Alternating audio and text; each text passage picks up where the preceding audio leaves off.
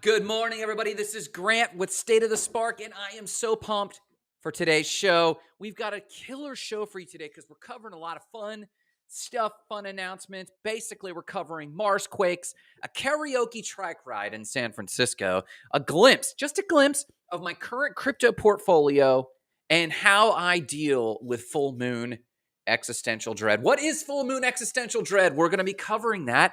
And I don't know about you, but it was a crazy full moon. It was the summer / autumnal equinox, and we're into fall officially as of last week. But so much was going on at the brain level. I don't know if you experienced. I ran into a teacher who experienced that. We were in the sauna this morning, and he's like, it was a full moon last week. I was like, no joke. Tell me about it. We're going to cover all of these things and more. But before any of that, you know what time it is. Morning cup of gratitude. Are you starting this day full of gratitude, my friends? Tell me you are. Just say, yeah, I'm grateful this morning. Or share with me what you're grateful for in the comments. Come on, do this. Don't just listen to me do it. And don't just hope someone else does it. I want to hear from you what you're most grateful for. And you know I'm going to start. Let's do it. I'm grateful for a new week. Last week was super tough on me. I had a difficult mental health day yesterday. Lisa Welsh says, yep, she's grateful. Thanks for participating, Lisa. She says, yep, the teens are home. Things are good. Yeah, I am grateful for a new week. Lisa Welsh is grateful that the teens are home. I'm grateful for a new week. I'm grateful for Mondays. I don't do Sundays well in general. And it was a tough mental health week, man. And you're going to hear more about that, how I dealt with that existential dread in the lesson below. I am grateful that the full moon is over. It was a gorgeous full moon. It was a gorgeous harvest moon. Jessica says, I am grateful for these cool temps.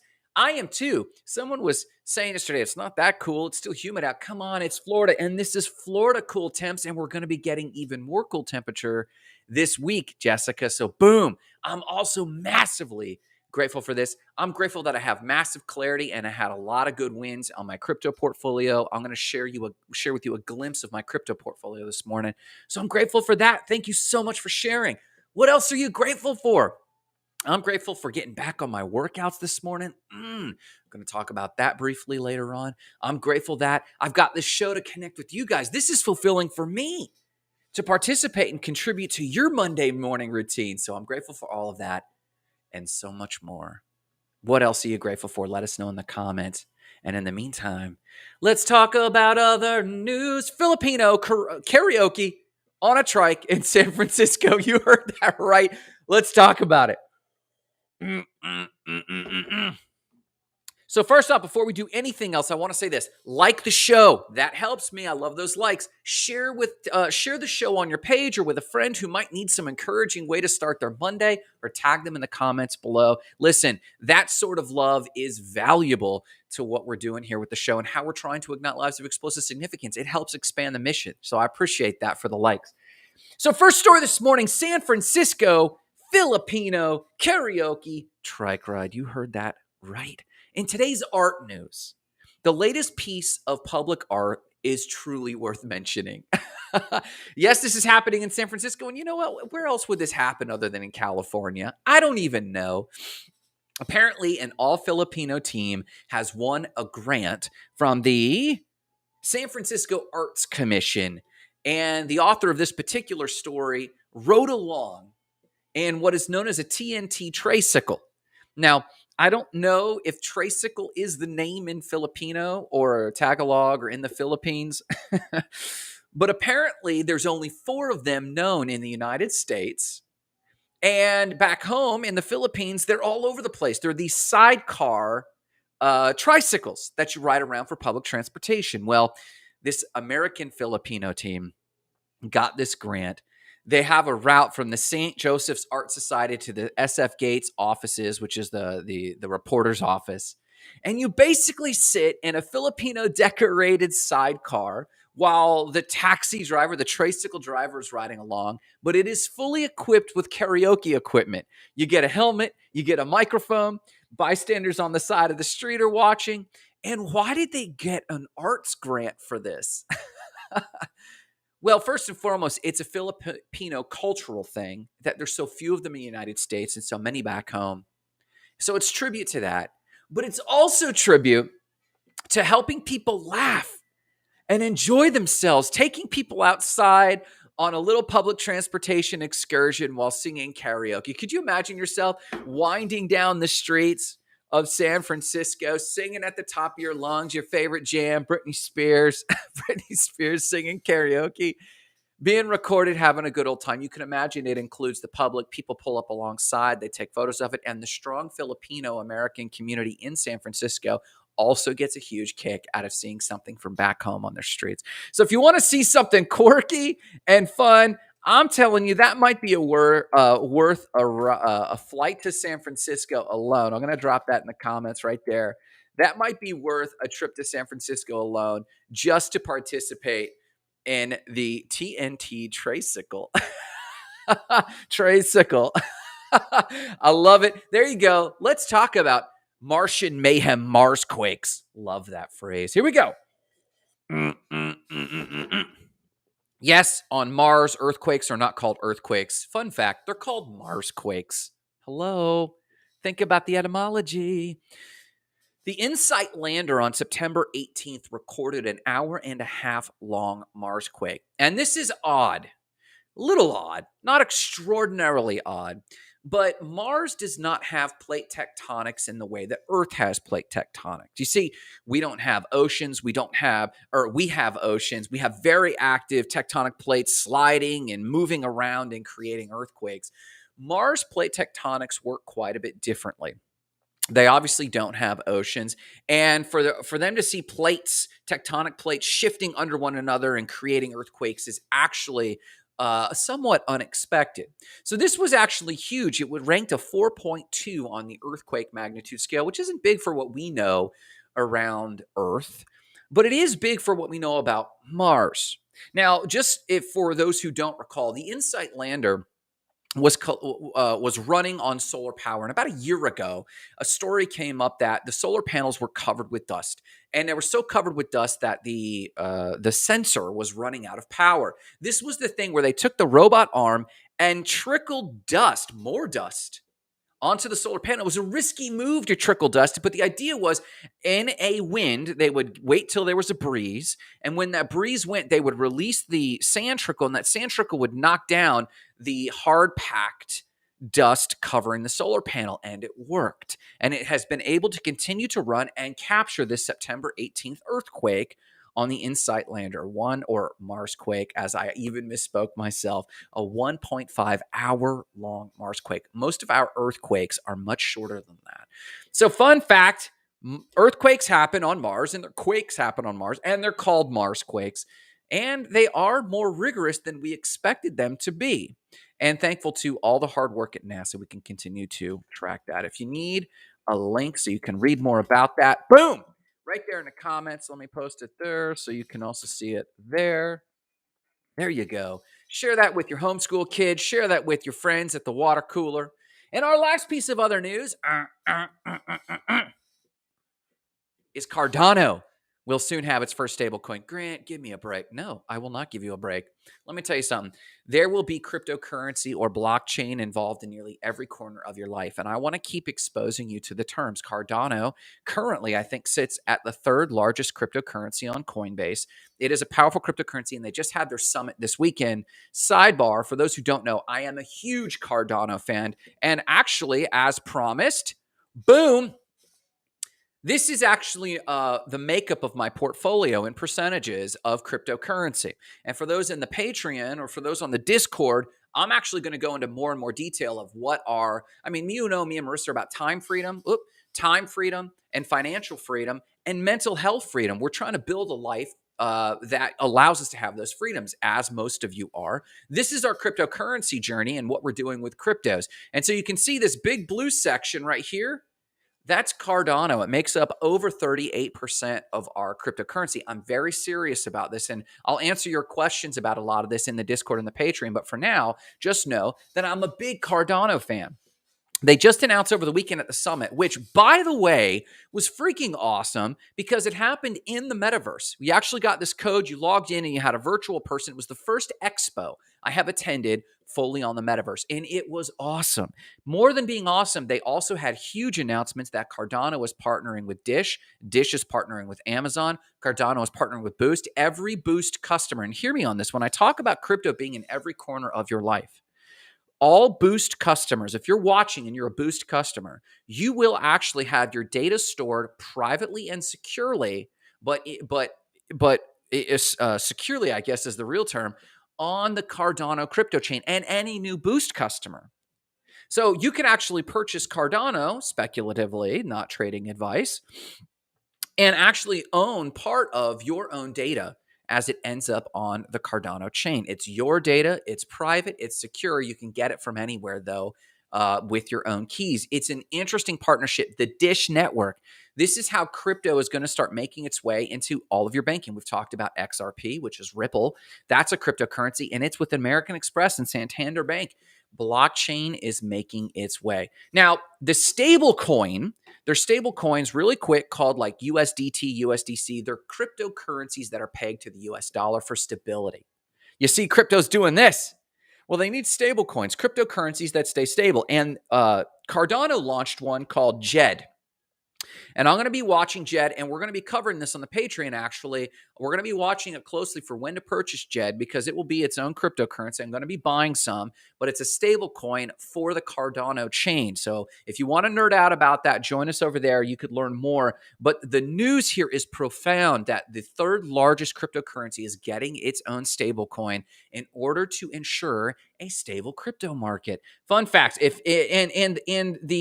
the cutting edge technology here is very difficult to explain in layman's terms, but basically they're actually doing an algorithmic based, oh man, here we go.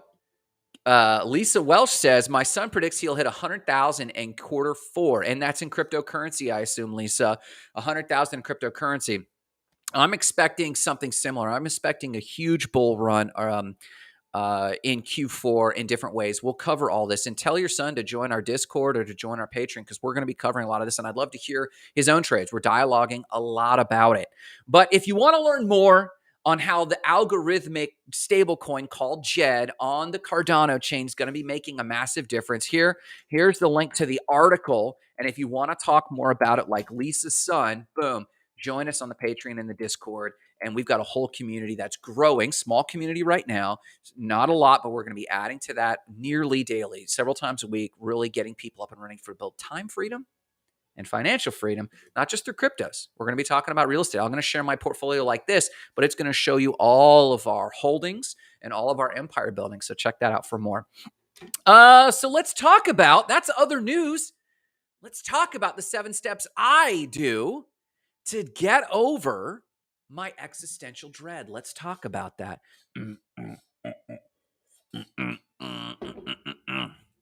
So last week was kind of tough.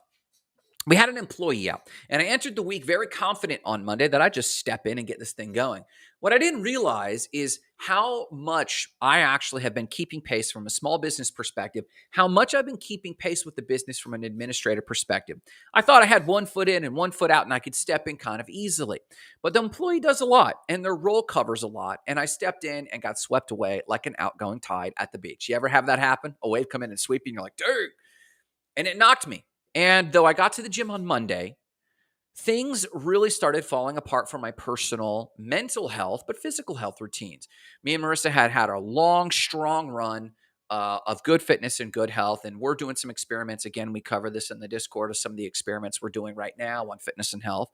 But on Monday, I was just swept away. There was a lot of work. And, I know one principle I have is the only way out is through. The only way to get out of something is to push through. And so Monday was difficult. Tuesday, we started getting really frustrated. And by Wednesday morning, we just committed. That's it. We're actually going to not even attempt. We're not even going to attempt to keep up with our workouts. We're just going to buckle down and get through this week because this person's having a vacation and they shouldn't feel stressed. And we're not going to reach out to them. And we're just going to step in and make this work. And I'm proud to say we did. By the end of the week, we caught up. But my mental health suffered really quickly. I lost sight of my personal vision. I got frustrated. I lost sight of the internal compasses that I have that keep me steady, that keep me strong. And I started going to my negativity story loops, as Marissa can attest. So we eventually made it out. But I went through these ups and downs, and I want to share with you kind of the routine I do that I highly recommend. But let's talk about this though. As I was getting through the week, and even yesterday I was peaking, I was climaxing because I don't do Sundays well because I don't sit on my hands well. I like to stay busy, and I did stay busy. I did find some things, but it took a lot, and I had a really difficult morning to get out of my head. What's worse, as I said earlier in the show, it was a full-blown harvest moon. Not only was it a harvest moon, but meteorologically, the temperature was shifting, as we knew. And oftentimes I get migraines and some other head chemistry wonkiness when our weather changes here in Florida. And the third thing is we were on an equinox. We were on the autumnal equinox, the summer shift from summer to winter, September 22nd. So all that was happening. And I know that we're a very scientific world, and if we can't touch it or see it, we don't really believe it's true. And I would call it mythical or mystical, but there is hard data for full moon brain.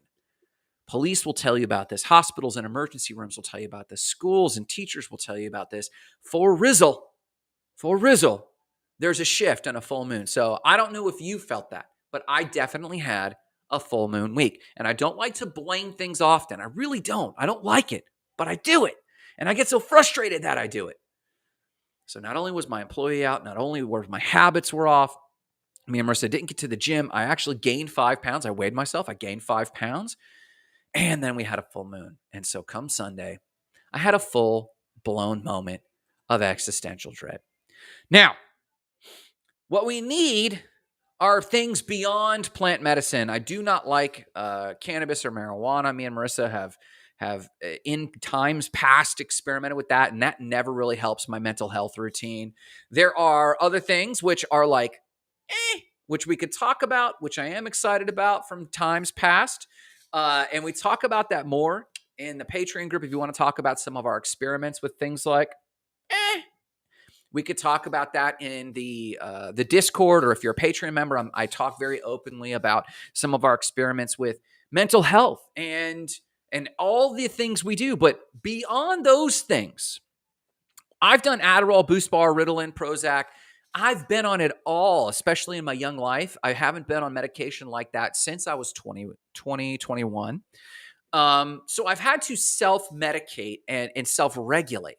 And very rarely is it something outside of my body. Very often it's something I can do with myself and routines. So I just wanted to share the 7 things I did yesterday, and I need to do, and I need to remember to do when I'm dealing with existential dread. Now, what is existential dread?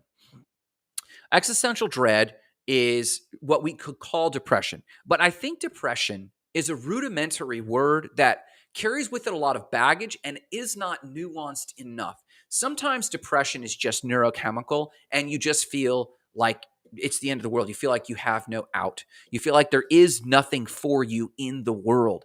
But existential dread is something else. So oftentimes in times past, when I was young and I was really wrestling with suicidal thoughts, that suicidal thoughts and self-destructive thoughts are thoughts that I often feel when I am in a zone I call depression. And depression is a very strong gravitational downward spiral. But existential dread hovers at a layer above that. Thanks for the like, Brock. I hope you're doing great this morning, man. Existential dread is this layer above depression. I believe depression is existential dread not caught soon enough. Not caught soon enough, self-destructive thoughts, feeling worthless, those sorts of things can occur. So I try to recognize when I'm experiencing existential dread because I can catch it early. Jessica says, I got a moon clock on the wall so that when things get hectic, I can see what's happening with the moon. It helps me know when everyone is going through a shift together. Dude, I got to see this moon clock. If you could post a photo of this moon clock, Jessica, I would love to see this thing. Post it in the comments. I'll share it 100% because that's pretty freaking cool.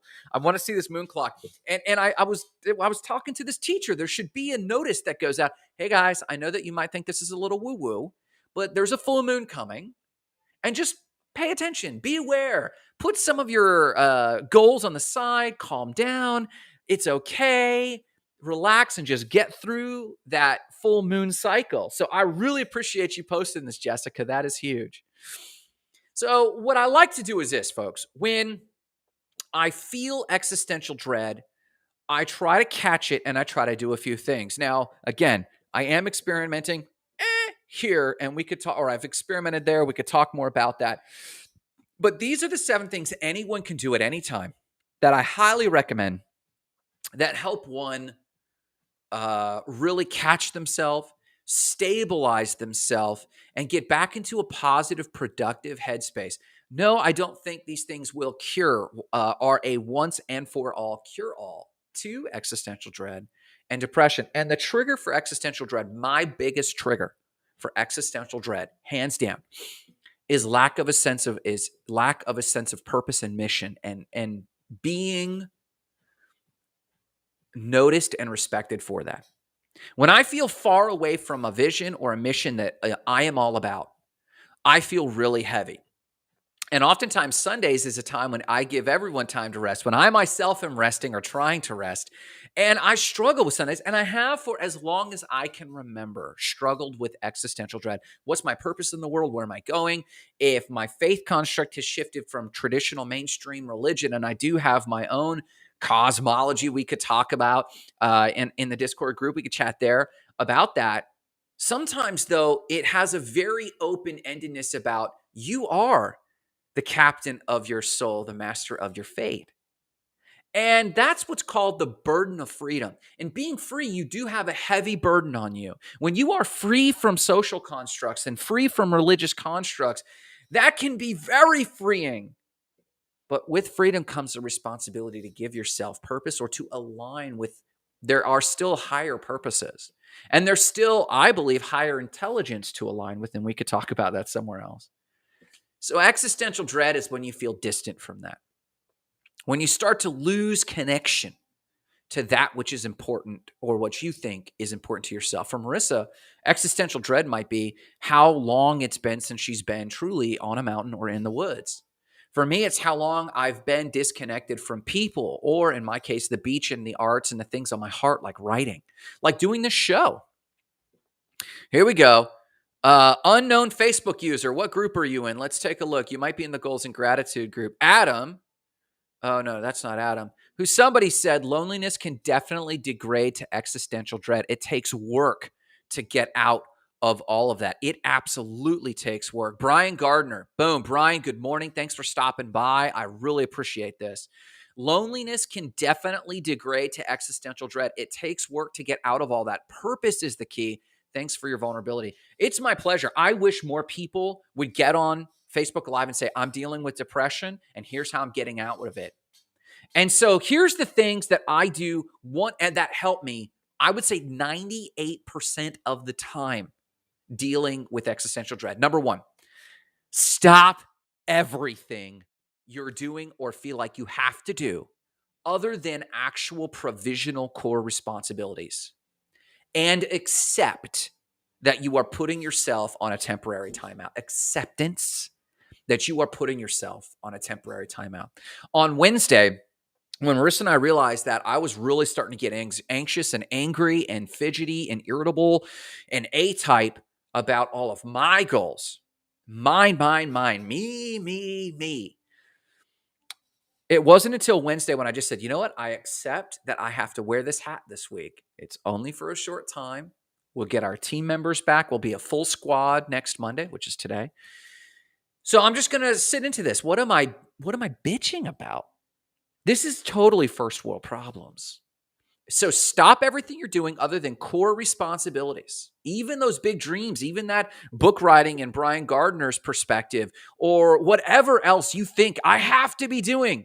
Get rid of, I think Brian Tracy, the public speaker, said, get rid of your shoulds and you have tos. I should do this and I have to do that. Drop it. Oh, Jessica says she sent a moon clock photo through Facebook Messenger. She can't post the pictures in the live comments. No problem. I'll grab it and we'll share it to the Discord group and in some of the Facebook groups. So thank you for that, Jessica. So number 1, stop everything. and accept temporary timeout. I did this myself. Number 2, and this is blasé, you're so sick of hearing this. Number 2 is meditate. Now, if you've stopped everything and you have actually taken a pause, I fully believe you should then meditate. 5 minutes, that's it. Because often what happens, especially with Mr. ADD brain, but I often believe nearly everyone in our society is dealing with ADD, some form of because keeping up with the feeds, keeping up with the responsibilities, trying to get ahead, like we're all jumping to things, especially as we start to feel existential dread. As we start to feel existential dread, we don't like how that feels. So we start jumping to more things and we're looking for relief. But the relief is in the stopping. So if we, number 1, stop and accept a temporary timeout, that's okay, and we breathe, then we need to jump over to meditating, even for 5 minutes. That's it. And allow yourself to, and remember meditating. I still think people do not get meditating. They believe that they're supposed to sit and meditate. They struggle a little bit and they get up and they're supposed to feel better. They don't feel better. Meditating isn't necessarily made to make you feel better. It's to rehearse. To rehearse what? It's to rehearse watching your brain turn into a squirrel brain, watching and noticing it and going, wait, I'm going to return. I'll get back to thinking those thoughts later, but I'm rehearsing, focusing on one thing. And this is why they often say, focus on the candle, focus on a spot on the wall. You're literally rehearsing, getting back. Boom. Here we go. Joe Child says, yes, deep meditation slows down the mind for an easier reset. And this is totally true. When you stop and accept for step 1 and then step 2, meditate even for 5 minutes. You're rehearsing, stopping, and what he says right here, an easier reset. Then you're going to be more present and fine with these very slow remaining steps. It's preparation and rehearsal. You're not supposed to get up from meditation and be like, I feel extraordinary. Come on, it never happens that way. It rarely happens that way. More often than not, you get up and go, okay, I've practiced focusing on a thing, getting distracted, and then focusing back on that thing. Number 3, I'm telling you, Google Wim Hof breathing. Or if someone's watching, please go on YouTube, grab a link from Wim Hof and his breathing methodology.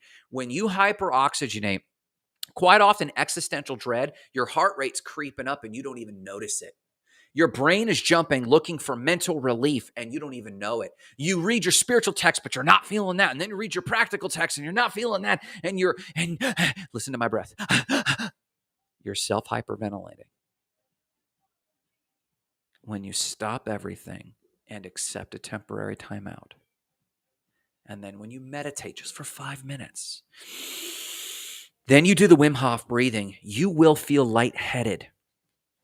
Thanks for the Casello Plazy gives me an elbow bump. I don't know what the elbow bump is. I know what the high five and then fist bump is, but what's an elbow bump? I need to go check out that emoji in YouTube.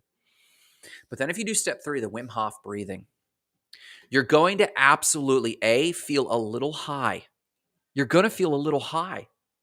You're going to feel tingly. This is just oxygen getting to your body. You know the thing you're supposed to have anyway? And you're going to slow down your breathing. Another great one, if you don't want to do Wim Hof, is box breathing. You breathe in for a count, 1, 2, 3. Hold for a count, 1, 2, 3. Exhale for a count, 1, 2, 3. Hold with the exhale, 1, 2, 3, like this.